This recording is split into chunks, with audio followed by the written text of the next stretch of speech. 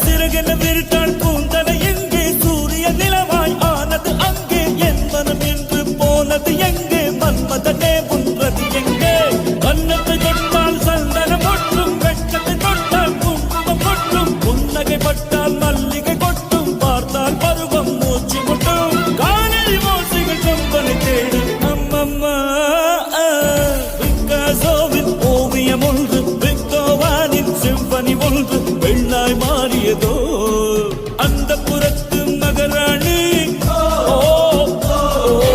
அந்த புறத்து மகராணி அழகு எல்லேலா அவள் இவளது ஸ்டைலா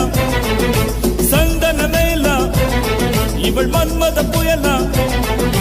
அடடா பூவே